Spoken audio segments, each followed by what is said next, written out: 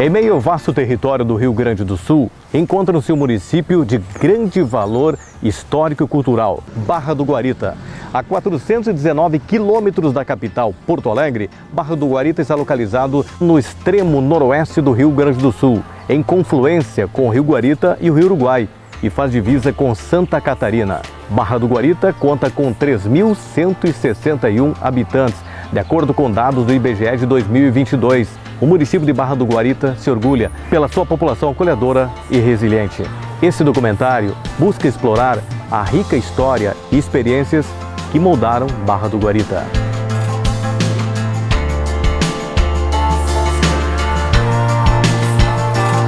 Os balseiros do Rio Uruguai têm uma história fascinante.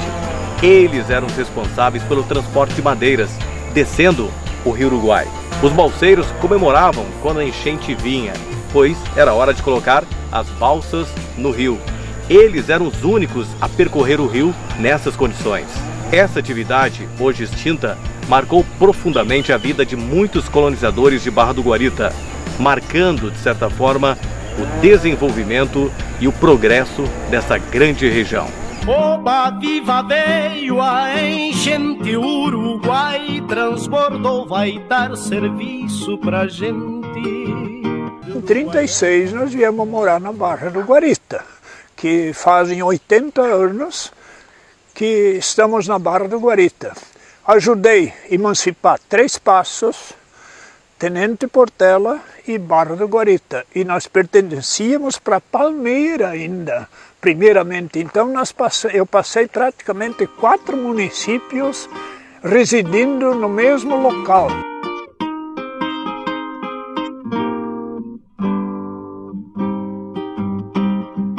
Oba viva veio a enchente, o Uruguai transbordou, vai dar serviço pra gente. Vou soltar minha balsa no rio, vou rever maravilhas que ninguém descobriu. Amanhã eu vou me embora para os rumos de Uruguaiana. Aqui nós temos umas canoas que eu mesmo fiz, né, tipo de canoa, né, que se usava na época com 2 remos e com 1 remo. Aqui uma balsa chamada remorque, que era puxada com a lancha. E com esse cabo de remorque, esse é original, né? A enchente, o Uruguai transbordou, vai dar serviço pra gente. Vou soltar minha balsa no rio, vou rever maravilhas que ninguém descobriu. Ao chegar no Salto Grande, me despeço deste mundo, rezo a 3 metros de água, 3 metros, né? No Uruguai, nós levava mais ou menos em torno de 4 dias e 5 noites, ou coisa mais ou menos parecida. Com a lancha, essa ia puxando com esse cabo. Quando você faz a curva, quando envereda para o salto, que é o canalão, aí você solta esse cabo aqui, a lancha recolhe, vai bem pela costa rio-grandense, descendo, e a balsa vai para o canalão.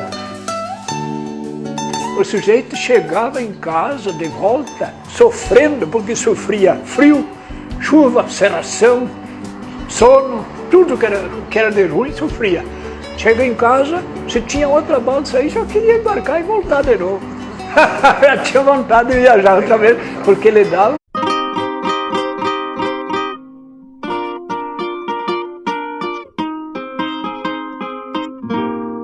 Chegava a ter 5, 6, 8 balsas viajando. Carne se tinha vontade, e quando não tinha carne tinha peixe, o rio era cheio de peixe. O peixe dava quase para pegar com as mãos, como você diz. Em 43, 44 e 45 não deu enchente aqui no Uruguai. Passou uma seca muito grande, então passou 3, quase 4 anos sem o rio da enchente.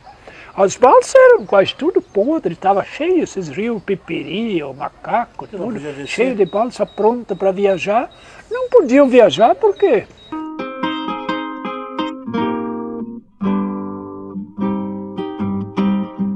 Oba viva veio a enchente, o Uruguai transbordou, vai dar serviço pra gente. Eu diversas vezes tenho falado, eu gostava de mais uma vez fazer essa viagem para rever, fazer recordações das ilhas, das cachoeiras, tudo, né? Isso aí me dava saudade. Amanhã eu vou me embora para os rumos de Uruguaiana, vou levando na minha balsa cedro, angico e canjerana. Quando chegar em São Borja, dou um pulo a Santo Tomé para ver lá. Meu nome é Mário Raul Piffer, de origem italiana. Desceu as últimas balsas, depois não desceu mais.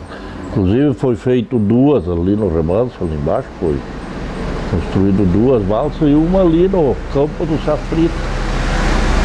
Derrubavam os paus na água ali, a tanto.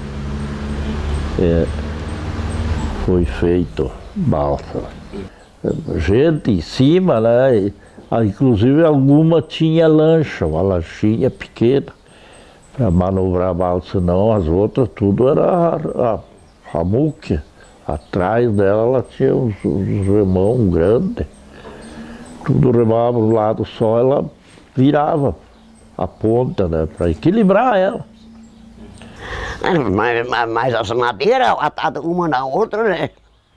Enrolado e isso era a balsa deles. Mas isso era uma largura enorme e comprimento. Até lá na Argentina, eu primeiro morava na Argentina, né? Mas aí lá também passava aquelas enormes madeiras, uma atada no outro, né? E aí, lá para olhar, quando o pai morava na Argentina, né? Nos primeiros tempos eles passavam com aquela balsa. Tudo emendado, tudo, até olhava de longe, dava até medo. Mas não tinha perigo assim de... Eu sou Antônio Donfort, tenho 94 anos, sou natural de Itapiranga, Santa Catarina. Aí, aos 16 anos, eu comecei também a descer com o meu irmão mais velho, o Aloísio, com as balsas até São Borja.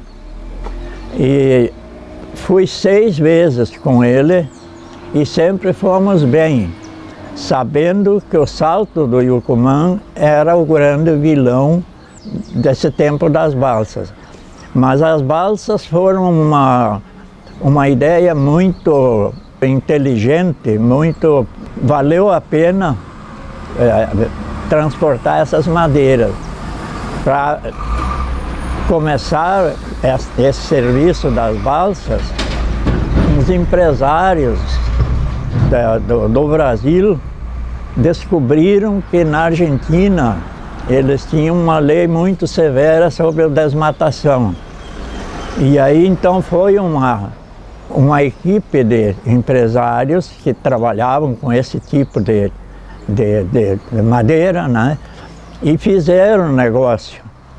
E nós aqui, na ponta da onde as balsas terminavam, daqui para baixo já não tinha mais balsa. Nós éramos os últimos daqui para baixo que levavam madeira até São Borja. Eu não sei precisar bem da onde começou, mas eu acho que foi lá para cima de Itá e depois Goiôém e esses lugares, e Chapecó principalmente, que tinham mais madeiras, então desciam milhas e milhas de balsas, era um número enorme. Essa ideia desses empresários rendeu muito para as localidades ribeirinhas do Rio Uruguai, porque todas elas cresceram, porque ninguém conhecia nem dinheiro aqui. Naquele tempo não tinha dinheiro. E quando nós descia, o ponto da água mínima era 3 metros acima do nível. Dali para baixo não podia largar porque ia enroscar nas corredeiras. Agora deu 3 enchentes seguidas, de conhecimento de todo o povo da região aí. O Uruguai cresceu 3 vezes e desbancou muita gente da barranca do rio. E quando o rio estava muito cheio, não dava para largar balsas, porque a água é muito rápida e daí ia bater aqui ou ali, numa ilha ou numa curva, num ressojo, num remanso. Mas a gente levava praticamente 3 dias e 3 noites sem atar a balsa para chegar em São Borja.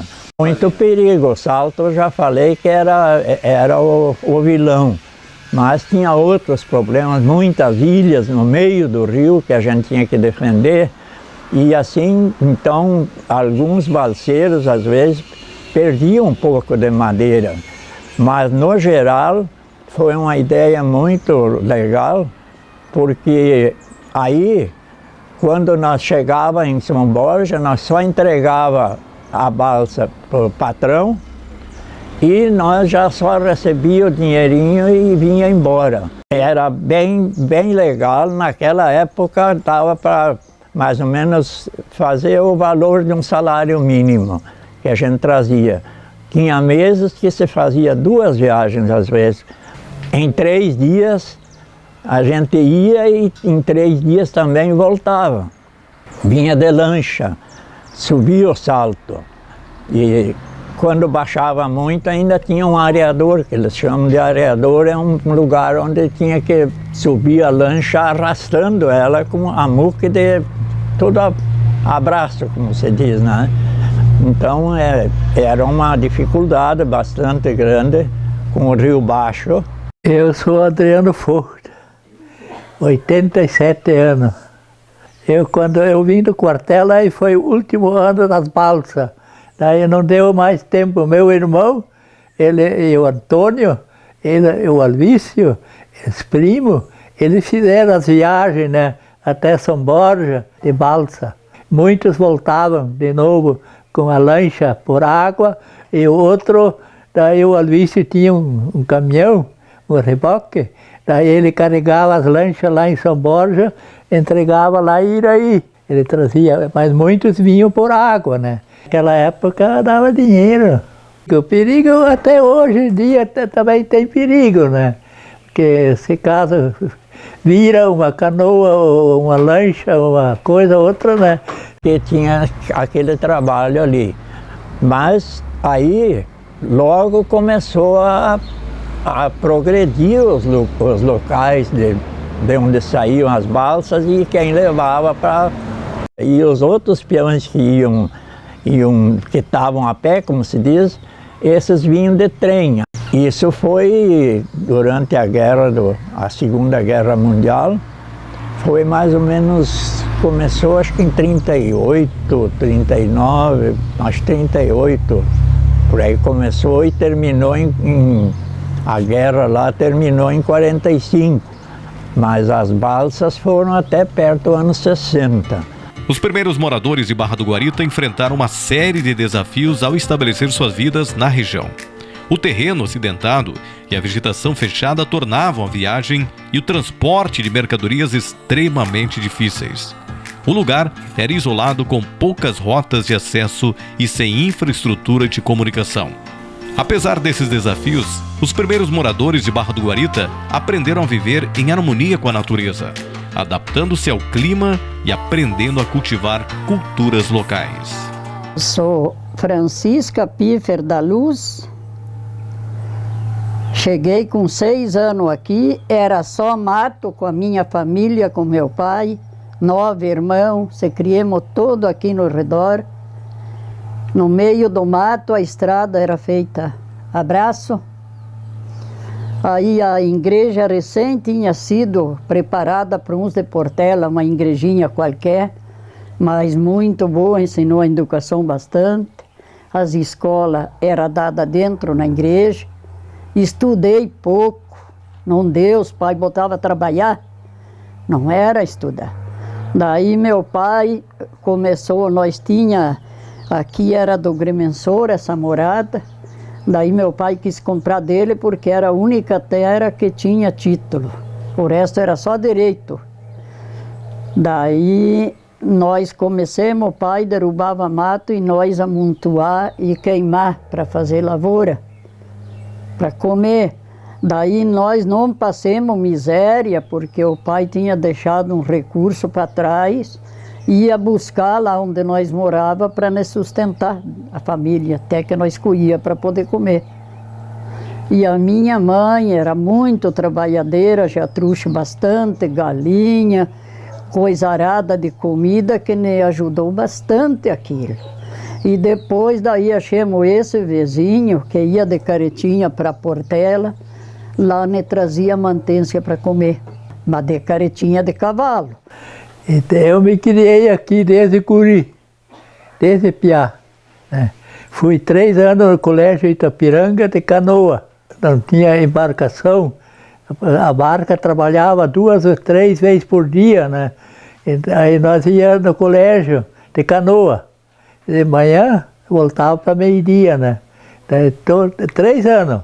Nós morávamos lá em Maurício, tanto ele, o meu esposo e dali, quando nós casamos, nós viemos para cá, morar para cá, 1933. Mas aí ele comprou um pedacinho de terra, mas isso era puro mato em redor. Aí eu disse assim para ele, ainda eu me dava vontade de pegar minhas trouxas e voltar para Maurício, porque lá era um lugar bom, plano, terra vermelha. Aí o que eu ia fazer? Devagarzinho, vamos indo, ele disse, vamos fazendo as coisas. Aos 6 anos de idade, eu vim morar na Barra do Guarita, onde tudo era mato. Tinha 2 casas só, e naquele tempo era a Barra da Guarita. E hoje, então, a gente sabe que é um rio, então mudou para do Guarita, Barra do Guarita.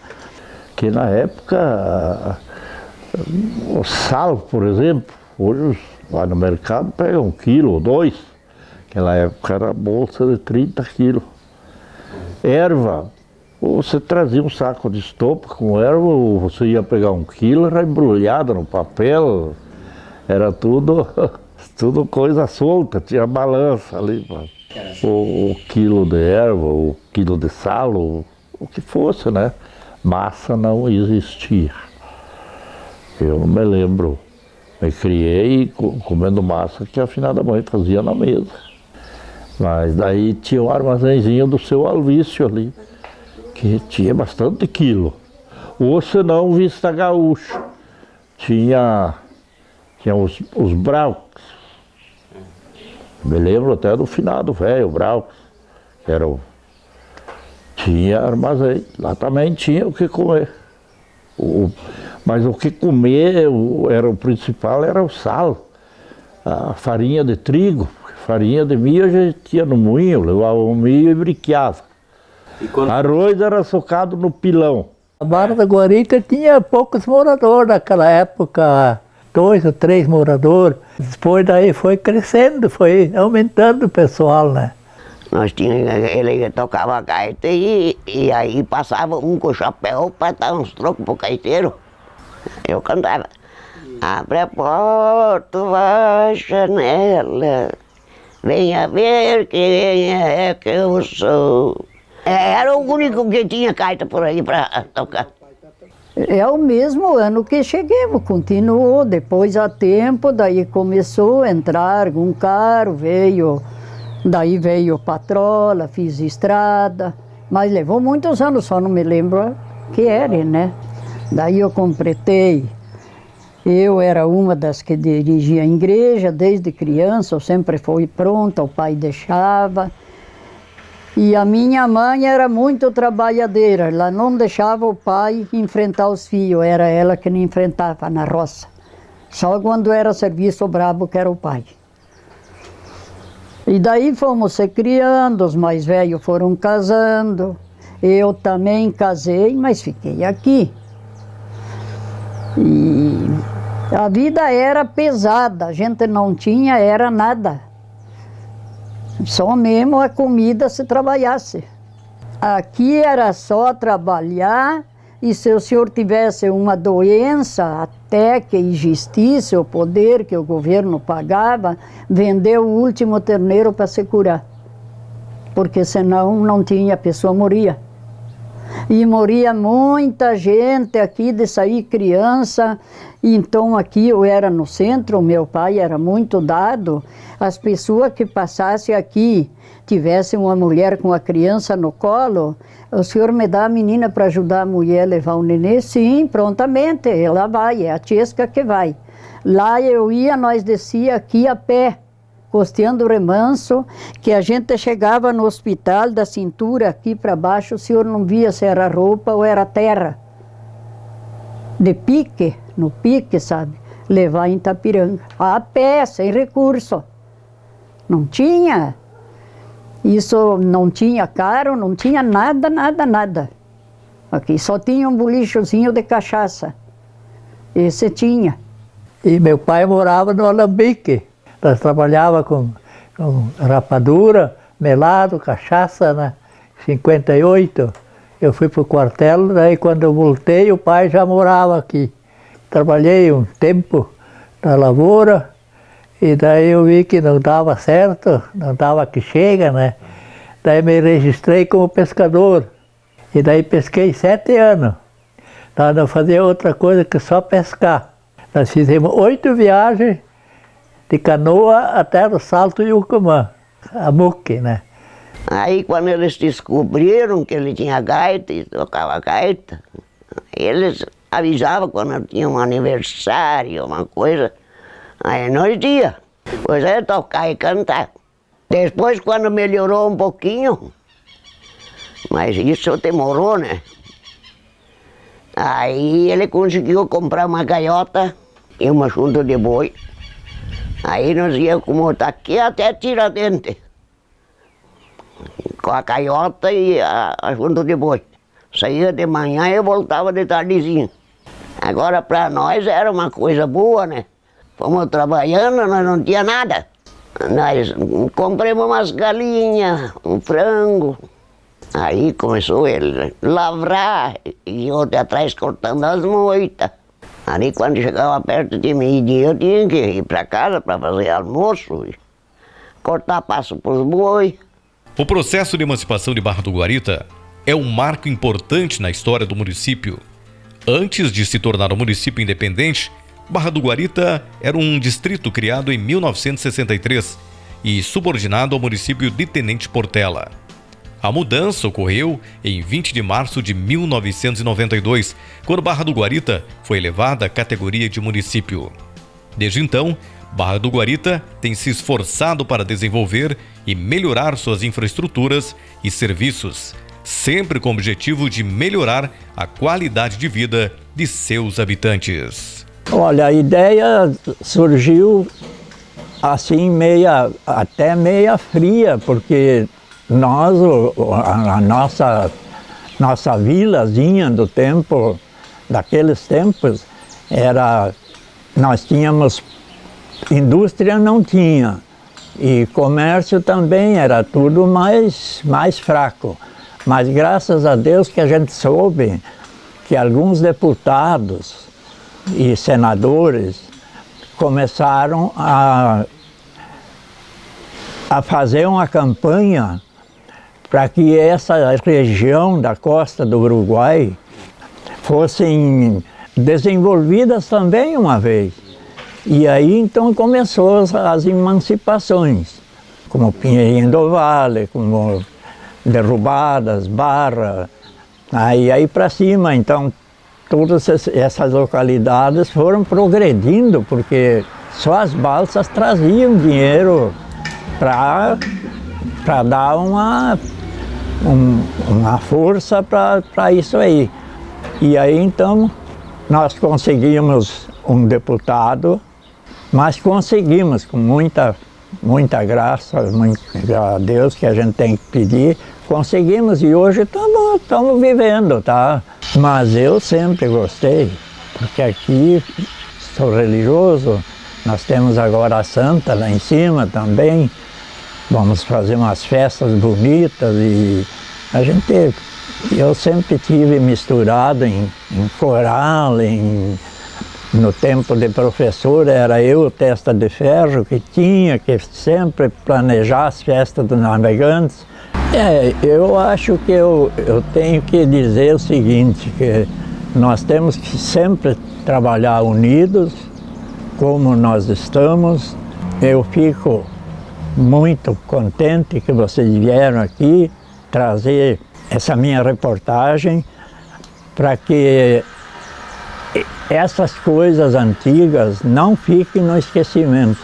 Em seguida eu faço, às vezes, palestras para uma classe de alunos, bombeiros, que a gente já tem 94 e que sabe que a vida está aí, não se sabe até onde a gente vai. Então eu não queria que ficasse muitas coisas que eu sei no esquecimento. Tem essa pergunta, né, que eu faço de saída. Você já imaginou quantos bilhões ou trilhões que só Deus sabe de seres humanos se alimentaram deste rio que corre ali? Quanta gente enriqueceu com esse rio? Onde ele nasce, quantos quilômetros ele tem, tudo eu sei, onde ele desemboca, onde ele começa. E ele tem 1.700 quilômetros. Então, o que as barragens fizeram? Logo eram tão necessárias por causa da energia que eu falei antes, né? Foi, porque daí me favoreceu mais, não é? Tudo, desde uma consulta a gente faz ali, é encaminhado, e você não tinha que ser só por tela. E quando não tinha condução no braço, como eu estou dizendo, a gente levava, era só em Itapiranga porque era mais perto, mas só no colo. Não tinha do que de forma. Porque eu sempre fui uma pessoa que eu incentivei as pessoas, eu sempre dei valor para quem me procurasse e fui sempre bem recebida, graças a Deus, então eu também, né? Gosto daqui. Eu teria que seria bem agradecida, que sempre foi bem recebida e o que eu procuro sempre achei certo, sempre me atenderam desde a saúde. Graças a Deus eu sou uma pessoa sã, dificilmente precisar, mas se eu preciso e os filhos, tudo são bem atendidos. Não tem coisa melhor. Aí foi feito, inclusive, eu até ajudei com os trocos, não me lembro quanto, mas anotaram com o livro. E aquele irmão do Antônio Foch, que morreu com 100 e poucos anos, morava ali embaixo, o velho Alvício, aquele e o velho Santo, que era dono da barca, foi os que iniciaram a campanha para emancipar a barra. E tudo achou que devia de emancipar, né? Aí juntaram os trocos, tinha que fazer documento, viajar. Tudo ajudou um pouquinho. Tinha um livro, acho que deve estar o livro, sei eu. Anotavam quem ajudava. Eu tanto trabalhava no esteira, estrada, porque não tinha. Tinha uma estrada aqui, hoje não é pelo asfalto. Era a estrada velha, que a gente dizia, que né, era a única, que ia a Portela, a comparação. E o interior aí era pique de carroça, não tinha, se estragava a máquina. No interior aí, quando comecei a abrir essas estradas, tinha que vir embora de a pé, telefone também não tinha. Não tinha comunicação nenhuma, não tinha um que tinha uma moto, era difícil um carro. E hoje é difícil o morador que não tem uma moto, duas ou um carro. Tinha que fazer, pegar, comprar uma patrola e velha ainda, Deus o livre. Fez pique aí, eu fui abrindo tudo, era pra ir bem devagar na manha, mas fazer bem feito o pedaço que fazia. Hoje eles têm umas máquinas aí que é igual dirigir um auto.